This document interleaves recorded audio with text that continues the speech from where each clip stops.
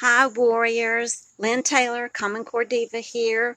It's a lovely August morning and I have been asked to give some key updated information on the new Career Tech Education or CTE law. Now formally it was HR 2353 and that was the Strengthening Career Tech Education in the 21st Century Act, but because it's now been signed into law by the President, it now has become, and I'm reading off my notes, is Public Law 115-224.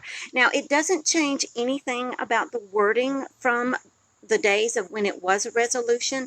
So everything that I've previously reported to you about HR 2353, which I'll be sure and link back to all those articles, has been locked in. And what this means is that we've got the Career Tech Education, which is the adult arm of Common Core, and I've been proving that for years, as have several other education activists and warriors. And so we know that this is absolutely part of the taking down of our education.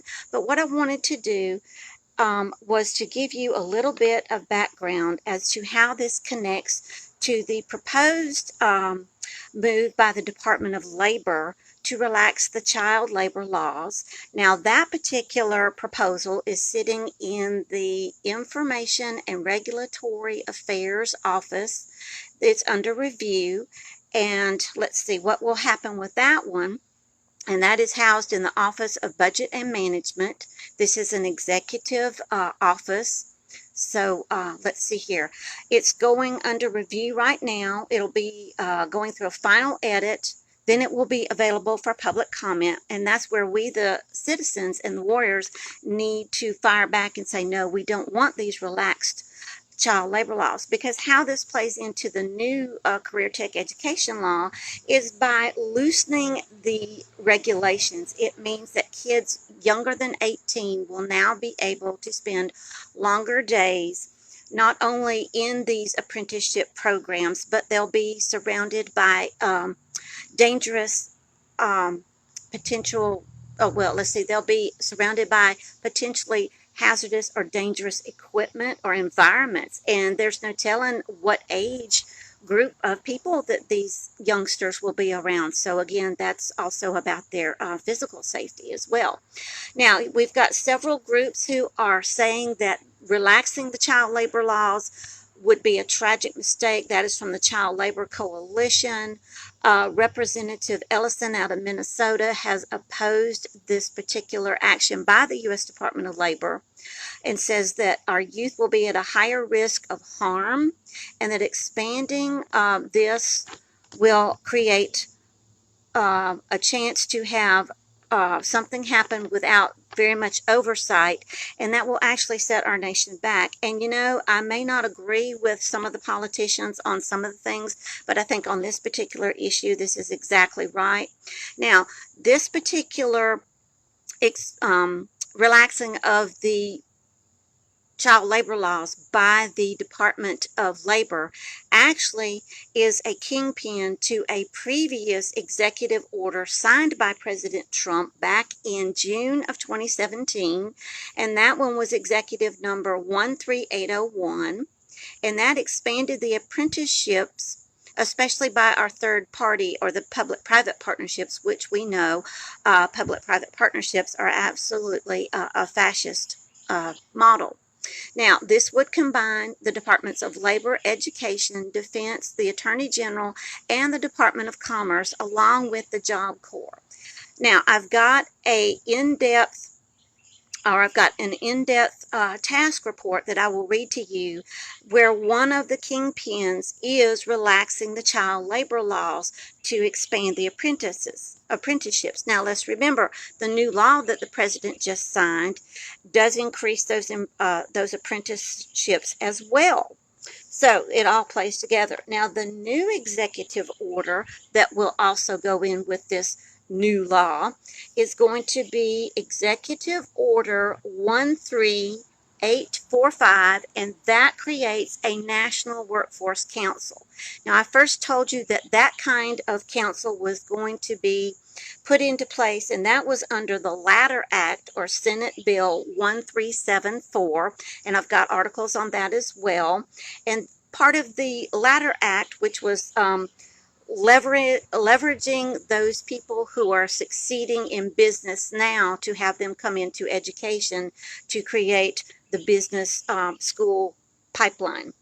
And so one of the things about that is it's going to set up a national council, and it's going to, supposedly under the Ladder Act, it would take those states who have great education labor systems now and use those as a national model for the rest of the nation. Now, this new executive order that I'm going to give you a little bit of information about does pretty much the same thing. It's just that this is an executive order. So it's really strange that something that came out of a Senate bill has now found its way into a very similar executive order.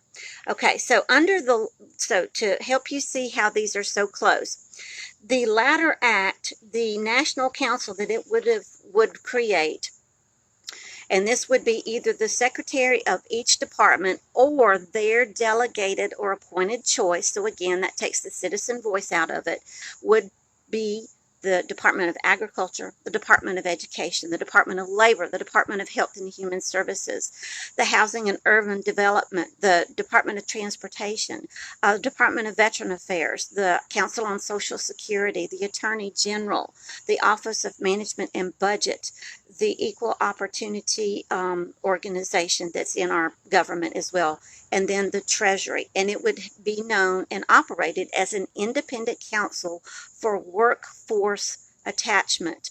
Now, the new executive order, this 13845 that was just signed July 19th of this year, creates the President's National Council for the American Worker.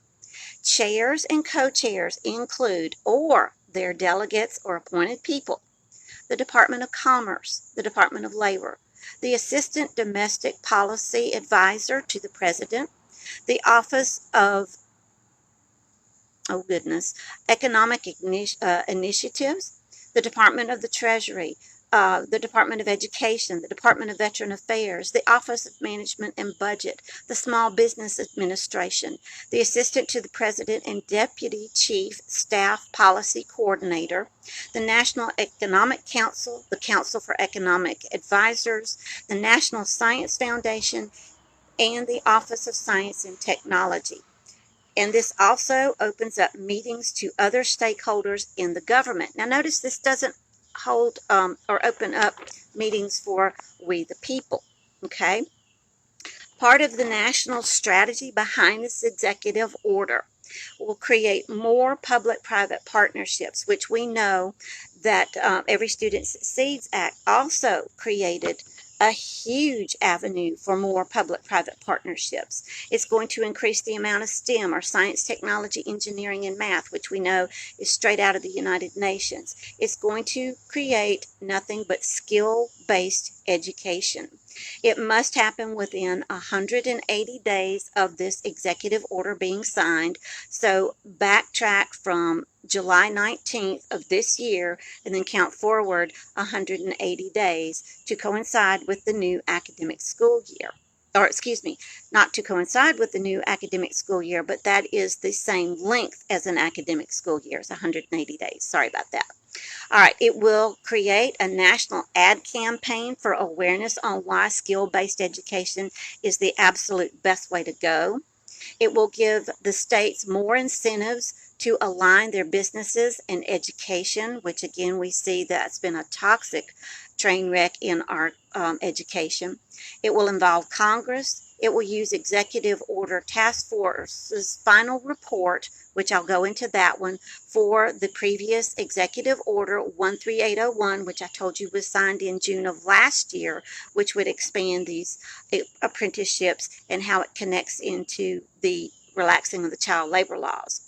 It will beef up your existing workforce development in your states as well as the public-private partnerships. It will increase the amount of learn to earn programs that we see in our states. And remember, this is going to be not just for public education. This will be for all education choices and at all ages. This is not going to respect just K through 12 in the public system. This is for everyone. Supposedly, we will see more government transparency about career tech education, or as we know it, competency-based education or outcome-based education, which we know is, again, United Nations globalism aspect of education. Supposedly, it's education for all. It's especially going to include our 4-year post-secondary schools, including our trade schools, or VOTech as some people still call it. It will, of course, beef up the data stream. So all that data mining that's been going on, expect that to increase, and expect to see that the student longitudinal data system and the workforce quality data initiative are also beefed up and strengthened up and used more against us. And remember, at last count, some of the data mining that was going on with our students of all ages was somewhere around 1,400 private personal data points, I do believe. It will retrain those who are entering the workforce again. So let's say, I'm getting back into the workforce after, so many years as a stay-at-home mom. It's going to retrain me to fit this particular learn-to-earn model. It will also come at us through virtual learning as well, so it's not just the brick and mortar schools. Now, here's something that we really need to watch out for.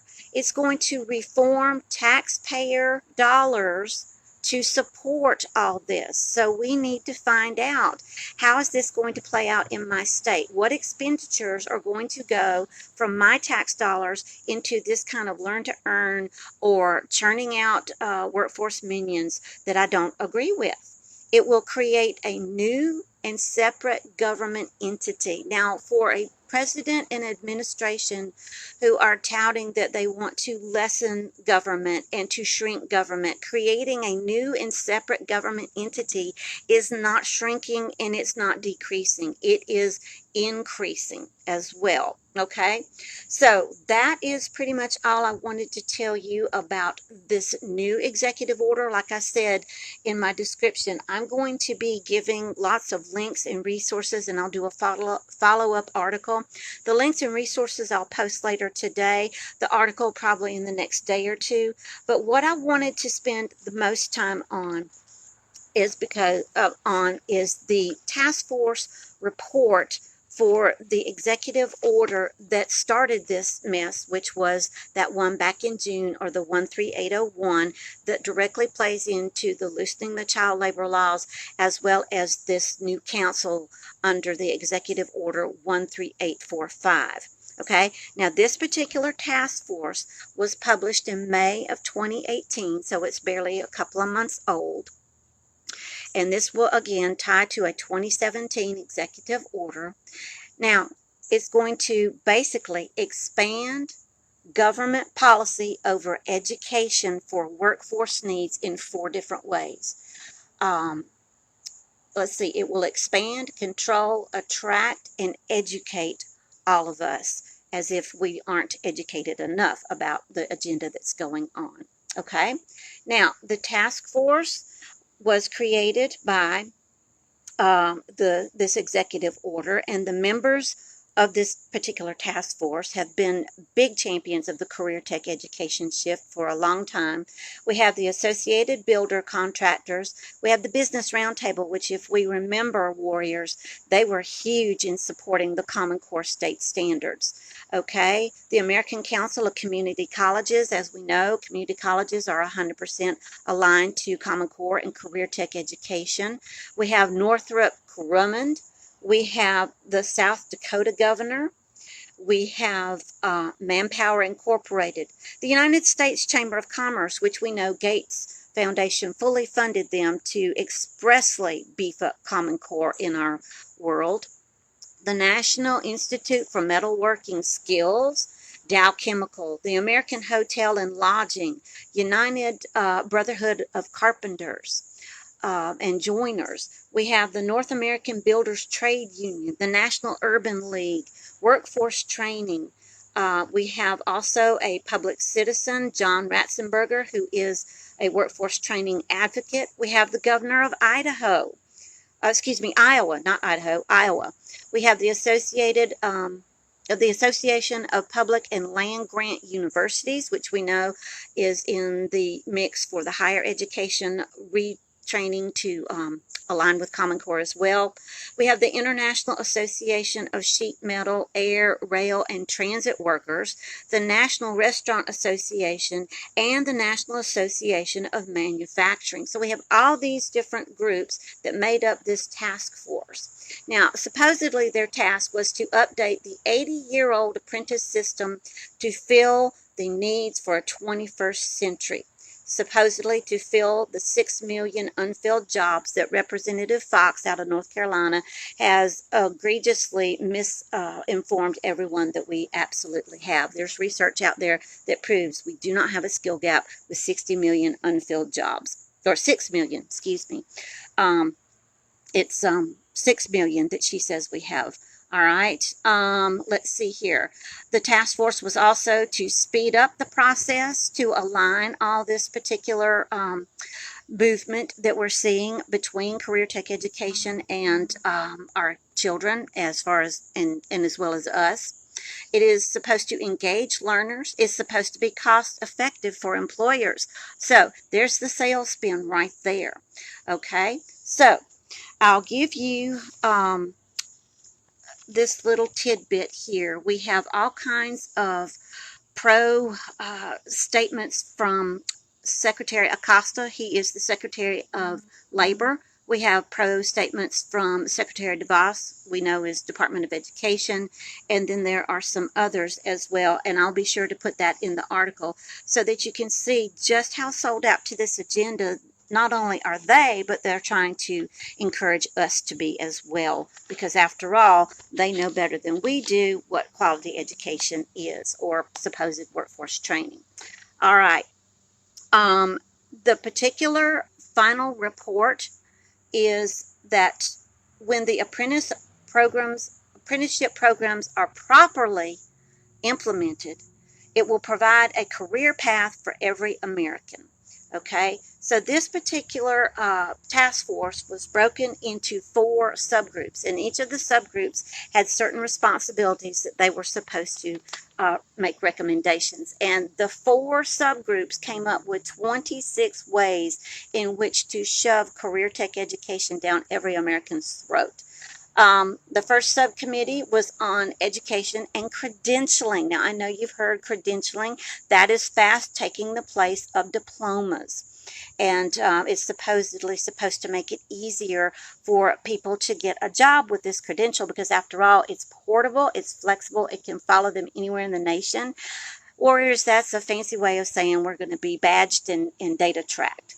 All right, the second subcommittee was on attracting businesses to apprenticeships. Now, we saw this a lot happen in the Workforce Innovation and Opportunity Act, as well as the Every Student Succeeds Act, and that was that education needs to be messed with by as many educratic people who think they know education more so than the teachers and those who are actually trained to handle education.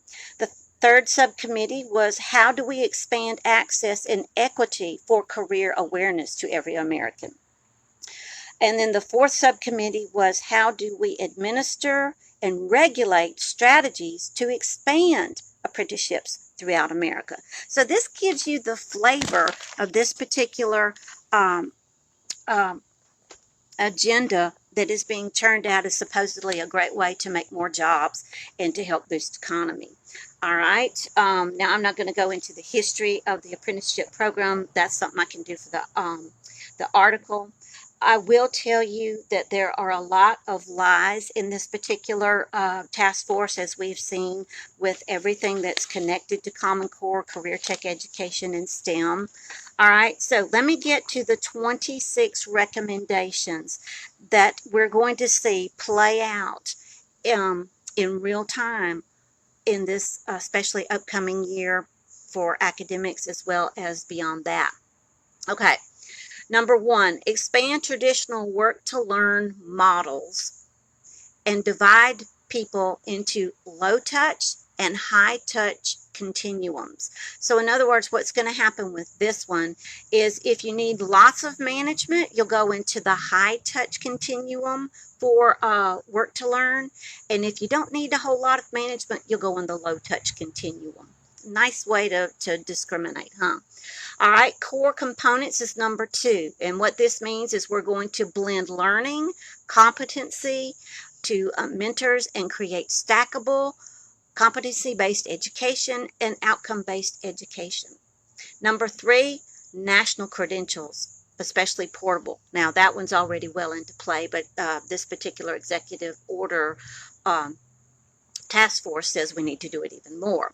All right, the 4th is that the requirements for 1 through 3 will be standard-based nationally. Okay, standard-based nationally. Let that sink in for a minute. We're already seeing that happen. This is just going to continue it. Now, this particular requirement cited the Business Roundtable's research. Now, as we know, the Business Roundtable is huge on aligning our education for business purposes.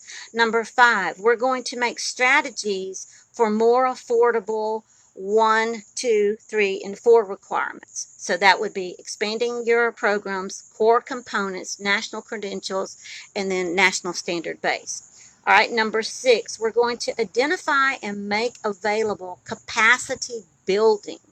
All right, now what this means is it's going to take resources in other federal agencies to make pathways that will bring WIOA, which is the Workforce Innovation and Opportunity Act, with career tech education and STEM and bring them all together, okay? Now, number 7, we're going to improve risk sharing and streamline the process by which 1 through 6 happens. So in other words, we're going to get money from the public-private partnerships to stream up this process for agenda. All right, number 8, we're going to create a robust needs analysis, which means it's going to look at the skills gap and focus on that. Number 9, it will centralize your apprenticeship resources. So in other words, what it's going to do is it's going to create one central website with 11 different cogs in it of information. So we know how well that's going to go. Number 10, we'll have a new branding campaign that will give more class to apprenticeships and being a workforce minion. So our taxpayer dollars will go for federal government advertisements, if you will. All right. Number 11, the federal government will acknowledge that apprenticeships are vital to America, especially using social media.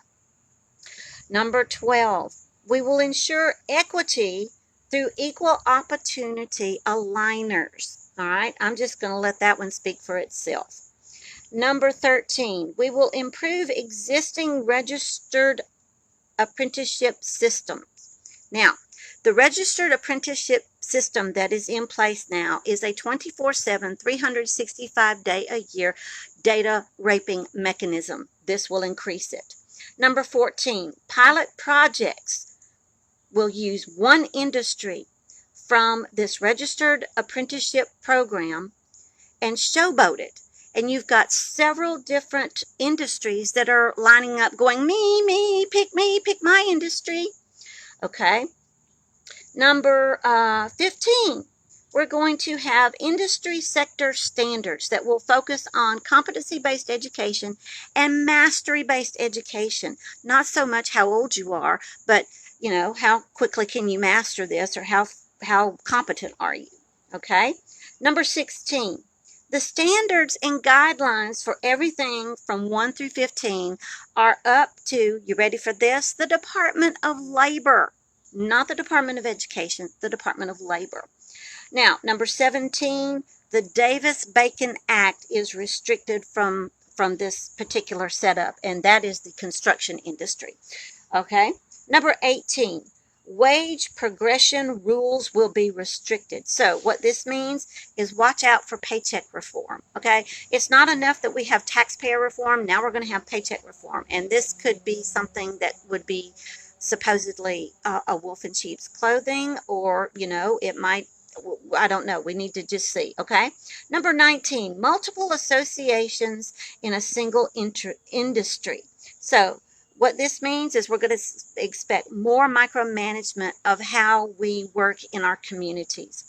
Number 20, we're going to credential the standards and use the multiple associations to develop career-based education or competency-based curriculum and assessments. So notice that industry is now going to be driving the curriculum and the assessments. Are we seeing the shift here, warriors? Okay.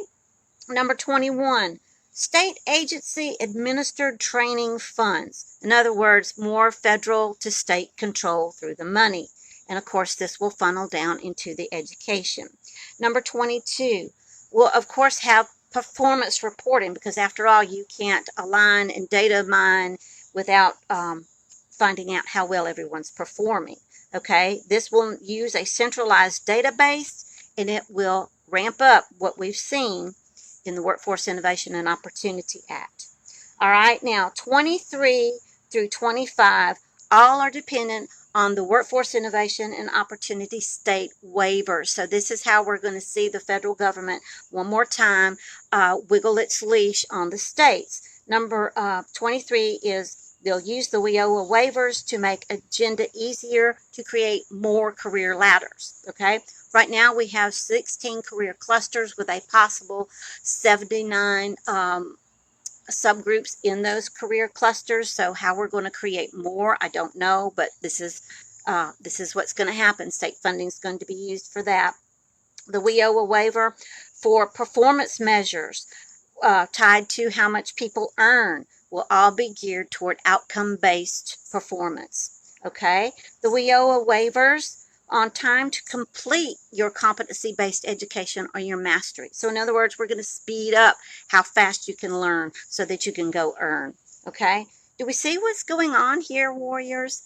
It's absolutely that United Nations shift to a globally competent workforce. And one of the scary things that was in this particular executive report from this task force was that it absolutely, and let me go back here to the notes, it absolutely calls out that America was compared to the apprenticeship programs set out by Germany and Switzerland. Now, in the footnotes for this particular mention, you're going to see the Common Core Machine members and organizations mentioned. Now, that is absolutely ironic that we see American workers and American citizens reduced to a German and Switzerland type education, supposed education system, when we've known all along that Common Core was created out of not only the globalism, but the Marxism, the communism, and the Nazism. And now here we're seeing our government acknowledge, oh yes, we don't want to be Americans. We want to have our apprenticeship be just like what we're seeing happen over in Europe. And I don't know if you've seen the European Union Youth Guarantee Program video. I've featured it in several of my articles, but it's basically targeting our 16 to 24-year-old students, as well as those who get retrained at any age, that if you're not in some sort of school, you're going to be in some sort of job, and you will be constantly busy. You won't have time to be you. You won't have time to do what you want to do or to be free. You'll be working for the man, or it might be the government. So anyway, that is everything I have. I do have one comment here, and this is from Michelle. I have seen career tech digital training take place both in the tractor-trailer driving and the metalworking fields. The companies are flocking to offer testing and training applications online, and then I'm not sure exactly what what else she has to say. But yes, we're going to see this ramp up. Hi, Jennifer. I hope you guys can share this. I know it's been rather long, but I know this is huge information that we need to get out. This is really continuing what Charlotte Iserbyt has been preaching for years, that we're seeing a dumbing down of our America. This is absolutely going to change not only how Johnny and Susie learn, but how Johnny and Susie's grandparents are treated, or how Johnny and Susie's parents are retrained. And if we're not seeing that noose around the neck, or that collar around the neck tightening of every American citizen, I don't know what it's going to take. I'm not sure why more people are not talking about this. This is absolutely by far and away more important than most of the other topics that are out there. So I know I've been slow going in some of this information. You know, I'm not real crazy about doing these Facebook Live broadcasts, because I do tend to stutter. But we've got to get the information out there. You know, stutter or not, truth is truth, and it will survive.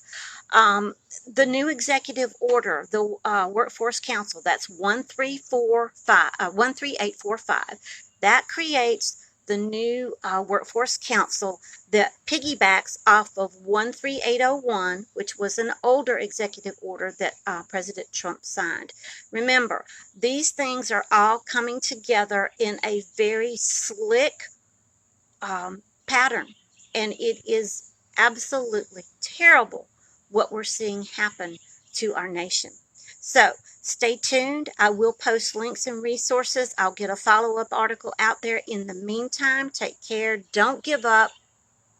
And we're going to make it. Now, here's another comment. A few years ago, the Metal Workers Union created an online dashboard for the members, tracking their credentials of who, when, and where they could work to coincide with their Department of Labor records. Yes, that would be the Workforce Quality Data Initiative.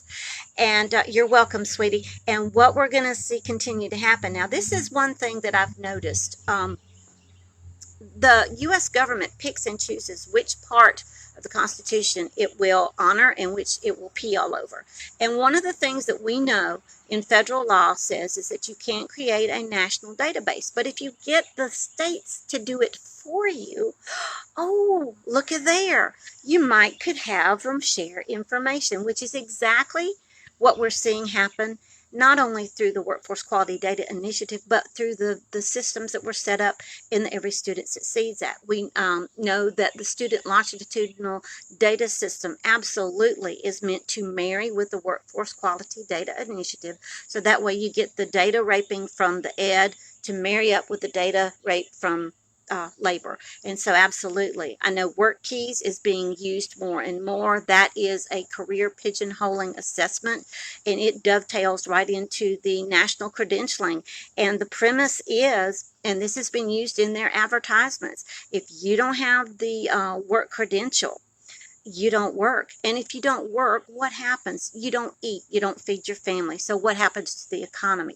So this is why we're seeing such the big push of, oh, we have to get everyone out there working and learning and earning, but we're not learning how to think, we're learning what to think. We're not learning how I want to go and contribute to society. We're being told where we will contribute to society. This is not America. This is not the America we grew up in. This is not the America we want our children to grow up into. Thank you, Sandra. All right, guys, hang in there. Like I said, more later, and share away. Thank you.